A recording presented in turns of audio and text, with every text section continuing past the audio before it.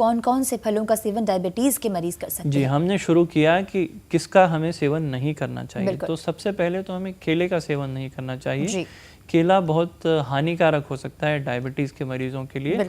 इससे शुगर बढ़ सकता है, वजन बढ़ सकता है। इसके अलावा अंगूर का सेवन भी नहीं करना चाहिए, इसमें भी ग्लूकोज होता है, इससे शुगर की मात्रा काफ़ी बढ़ सकती है। कुछ फल हैं जिनका सेवन बहुत कम करना चाहिए, जैसे चीकू है या आम है, शकरकंदी, इसका सेवन भी बहुत कम करना चाहिए। बाकी आम तौर पे फल जो हमारे यहाँ मिलते हैं उन सब का सेवन कर सकते हैं, जैसे सेब है, एक छोटा सेब ले सकते हैं। अगर पानी वाले फल हैं जैसे संतरा है, मौसम्बी है, तो 2 संतरे या 2 मौसम्बी एक बार में खा सकते हैं। तरबूज, खरबूज, पपीता, ऐसे फल जो हैं जिनमें पानी की मात्रा कहीं ना कहीं ज्यादा होती है, ये फल खा सकते हैं और अवश्य खाना चाहिए। अगर ये मीठे हैं तो भी खा सकते हैं। जी बिल्कुल। लेकिन एक बार में करीब 1 कटोरी में जितना फल समा जाए या 1 हाथ हथेली में जितना फल समा जाए उतनी ही मात्रा में फल लेना चाहिए। और दिन में 3 बार 4 बार अलग अलग फल खाने चाहिए। सकते हैं। यहाँ पर हमारे साथ संदीप जुड़ गए हैं देवास से। संदीप, बहुत बहुत स्वागत है कार्यक्रम में, पूछिए अपना सवाल। हाँ मैडम, आपको धन्यवाद डायबिटीज पर कार्यक्रम दिखाने के लिए।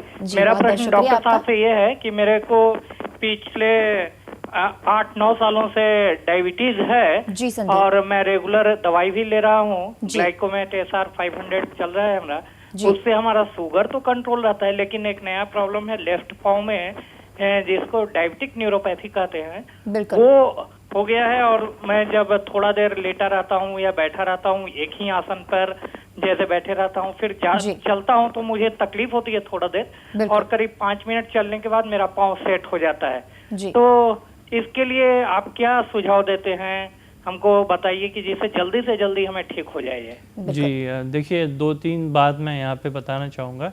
एक तो ये कि अगर आपको 9-10 साल से डायबिटीज़ है और वो कंट्रोल में है तो बहुत अच्छी बात है। बिल्कुल। हमेशा HbA1c भी चेक कराते रहें, शुगर चेक कराते रहें और डायबिटीज़ को कंट्रोल में रखें।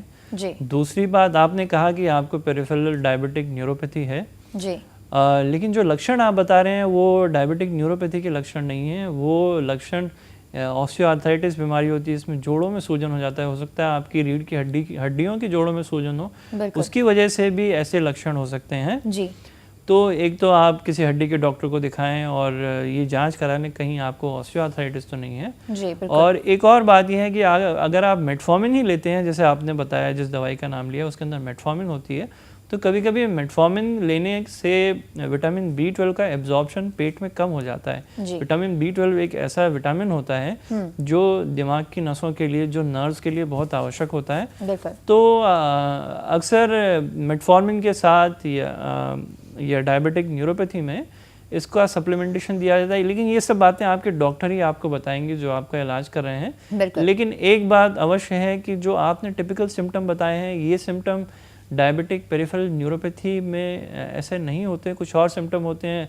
अगर कोई नुकसान होता है तो हमेशा रहता है। अगर आपके पाँव में नमनेस है, सुन्नपन है या जलन है या दर्द है, तो उसका कोई खास असर नहीं पड़ेगा कि आप खड़े हो जाएं, चलने लगे तो 5 मिनट में ठीक हो जाए।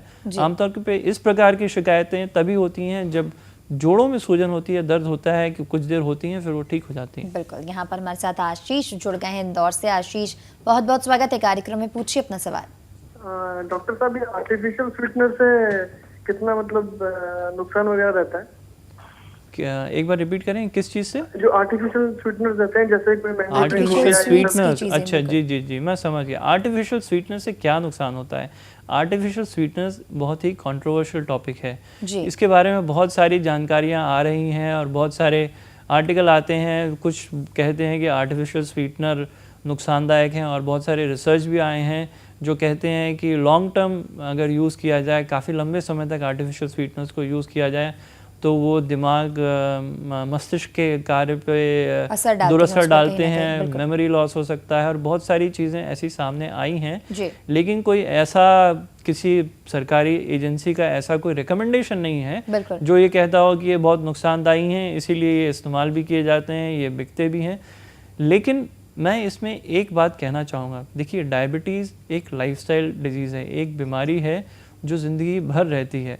इसका इलाज खाली दवाइयों से नहीं हो सकता। बिल्कुल। इसके लिए बहुत आवश्यक है कि आप अपनी सोच बदलें, क्योंकि डायबिटीज़ में हम लाइफस्टाइल मैनेजमेंट बहुत ही आवश्यक मानते हैं। तो इसके लिए आपको ज़रूरी है अपने मीठे का और खाने का मोह छोड़ना। जब तक आप मीठे का मोह नहीं छोड़ेंगे तब तक आपकी फिर इच्छा होगी और कुछ खा लें, थोड़ा सा और खा लें, थोड़ा मीठा खा लें, तो आपको संतुष्टि कभी नहीं मिलेगी। जी, तो बजाय उसके कि आप किसी और तरह से मीठा लें, आप उसको खाना बंद करें। और अगर आपकी कभी बहुत इच्छा होती है मिठाई खाने की, पार्टी में, शादी में, तो आप बेशक जो नॉर्मल मिठाई होती है चीनी वाली थोड़ी सी वो खा सकते हैं। अगर डायबिटीज़ है इसका ये मतलब नहीं है कि आदमी के लिए चीनी जहर है, नहीं, चीनी गुड़ शक्कर भी खा सकते हैं, लेकिन बहुत लिमिटेड मात्रा में और बहुत रेयरली। तो मेरी पर्सनल रिकमेंडेशन अपने मरीजों को ये रहती है कि आप मीठे का मोह छोड़ें।